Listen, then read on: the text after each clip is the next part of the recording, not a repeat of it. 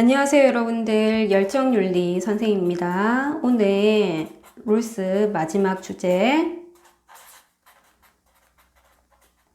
평화윤리단원의 그렇죠, 우리 해외 원조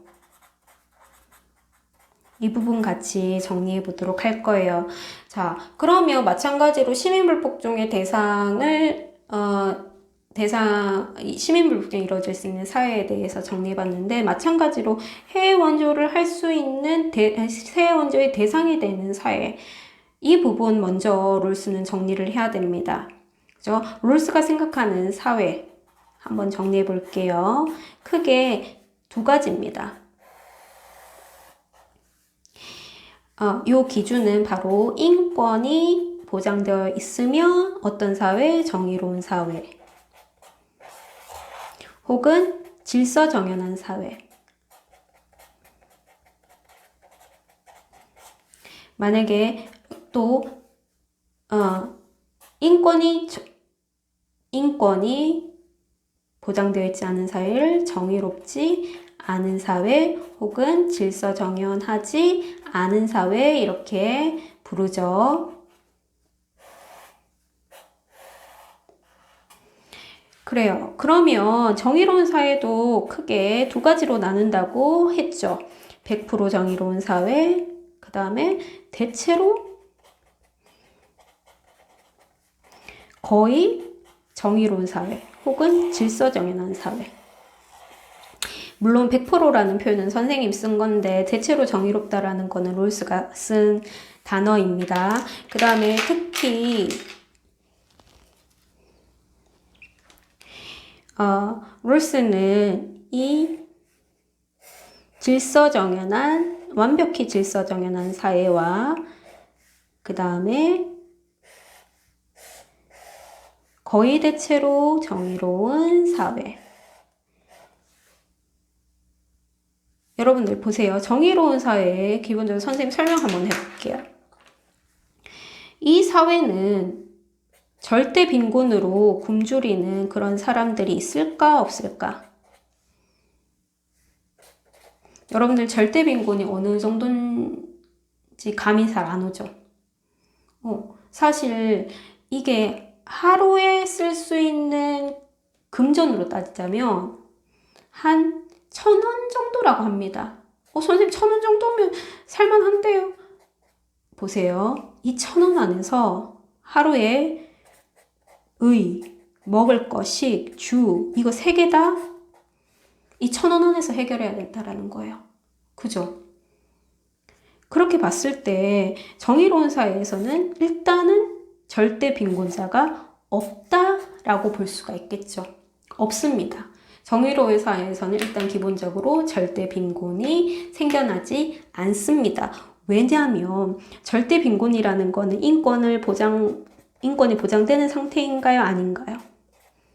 아니죠. 근데 사회 기준으로 봤을 때 기본적으로 인권이 보장되는 사회를 정의롭다, 질서정연하다라고 얘기를 하잖아요. 그렇기 때문에 이런 사회는 절대 빈곤의 상태인 사람들이 없다라고 할 수가 있겠죠. 됐나요? 그 다음에 정의롭지 않은 사회도 우리가 보면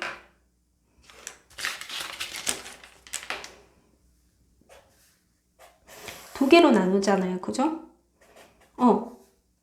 인권을 보장받지 못해서 고통받는 사회.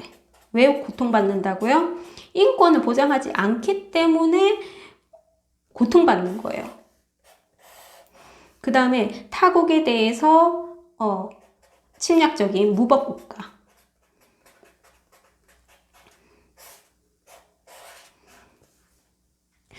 고통받는 사회는 왜 고통받죠? 맞아요. 인권을 보장받지 않는 사회이기 때문에, 보장하지 않는 사회이기 때문에. 그러면 인권을 보장하지 않는 사회는 왜 인권을 보장하지 않는가요? 이 둘의 차이가 뭔가요, 여러분들? 맞아요. 뭐의 차이입니까? 사회의 구조와 체제가 인권을 보장할 수 있는 그런 구조가 아니기 때문입니다. 즉, 뭐가 없는 사회? 정의 원칙이 없는 사회. 적용받지 않는 사회. 이러한 사회를 롤스는 뭐라고 했다? 불리한 여건에 처해져 있다라고 표현을 했어. 불리한 여건. 불리한 여건에 있는 이유가 뭡니까? 맞아요. 사회구조 체제 자체가 정의롭지 않기 때문이에요. 그죠? 그래서 대표적으로 뭐 독재라든지 군사정권 이런 것들이 노출된 사회를 고통받는 사회라고 하고, 이런 불리한 여건 때문에 뭐가 계속 반복이 됩니까? 그렇지, 빈곤과 인권 침해 문제가 근본적으로 해결이 되지 않고 있는 거죠. 됐습니까? 자, 그러면 결론입니다, 여러분들. 인권 해외 원조에서 해외 원조 도와줄 수 있는 주체, 해외 원조의 주체가 될 수 있는 사회는 어떤 사회일까요? 맞아요. 정의로운 사회, 질서정연한 사회라고 할 수가 있겠죠. 그죠? 그 단계도 롤스 같은 경우는 자유적 사회 혹은 적정 수준의 사회 이렇게 표현했습니다. 적정 수준의 사회. 고통받는 사회, 무법국가. 무법국가는 왜? 타국에 대해서 침략적이다.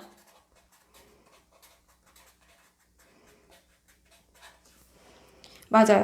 그러면 이 두 개, 자, 보세요. 해외 원조를 할 수 있는, 주체가 될 수 있는 사회는 어떤 사회? 맞아요. 이런 정의로운 사회가 어떤 사회를 대상으로? 고통받는 사회, 무법국가. 여러분들, 무법국가 해외 원조 대상일까, 아닐까? 해외 원조일까, 아닐까? 아니에요. 무법국가 같은 경우에는 여러분들 해외 원조의 대상일까 아니면 그러니까 전쟁의 대상일까? 전쟁의 대상이죠, 여러분들. 무법국가는 일단 해외 원조의 대상이 아니다. 그러면 이제 이렇게 두 가지 경우가 있겠네요. 잘 보세요. 정의로운 사회 안에서도 여기가 중요합니다, 여러분들. 자원이 풍부한 사회가 있을 수 있고 자원이 부족한 나라도 있을 수가 있겠죠. 마찬가지로 고통받는 사회도 그 사회, 그 지역이 자원이 풍부할 수도 있고 자원이 부족할 수도 있겠죠.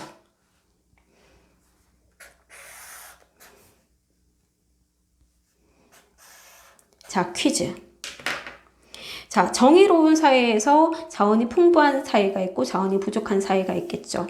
롤스 같은 경우에는 정의로운 사회, 즉 질서정연한 사회라면 둘 다 원조의 대상이다, 아니다? 아니다. 다소 자원이 부족하더라도 그들 사이에는 기본적으로 질서정연하고 인권이 보장되어 있기 때문에 그런 빈곤함, 자원 부족으로 인한 상대적인 빈곤함은 충분히 자체 해결될 수 있다라고 본 거죠.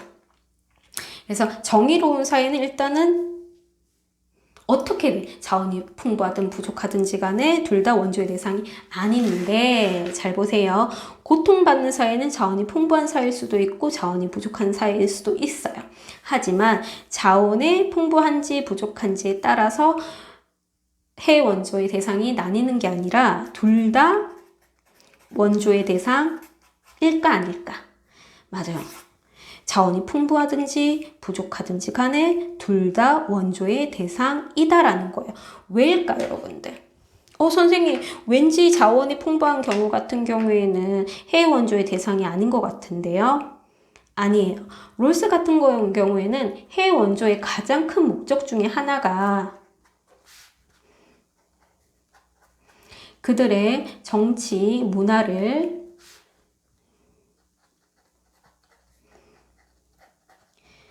개선하는 데 있어요. 여러분들. 그 사회가 그 사회가 고통받는 이유는 바로 인권이 보장되어 있지 않기 때문이죠. 그렇기 때문에 그 사회가 암만 자원이 풍부하더라도 인권의 문제가 생길 것이고, 그의 입장에서 해외 원조의 목적은 고통받는 사회를 질서정연한 사회로 바꿔주는 것인데, 질서정연한 사회로 바꿔주는 것인데, 그게 목적인데, 단순히 자원이 풍부하고 자원이 부족한 것으로 나뉠 수는 없다라고 보는 거죠. 그죠? 그렇기 때문에 자원이 풍부하든 부족하든 질서정연한 사회는 원조의 대상이 아니고, 그 다음에 고통받는 사회가 자원이 풍부하든 부족하든지 간에 둘 다 원조의 대상이다라고 할 수가 있겠죠. 고통받는 사회는. 예를 들어서 사우디아라비아는 여성의 인권을 굉장히 침해하고 있죠. 그죠? 그래서 여성들이 차 운전도 제대로 못한다라고 해요. 그죠? 자원이 풍부하긴 하지만 그 사회 같은 경우에는 여성의 인권이 굉장히 침해받는 사회이기 때문에, 그런 사회를 질서정연한 사회로 바꾸기 위해서는 사회 구조와 체제를, 즉 정치 문화를 개선함으로써 인권을 보장할 수 있는 사회로 만들어주는 것이 해외 원조의 목적이라고 할 수가 있겠죠. 됐나요? 그러면 이어서 한번 로이스의 필기 내용 같이 한번 정리해 볼게요.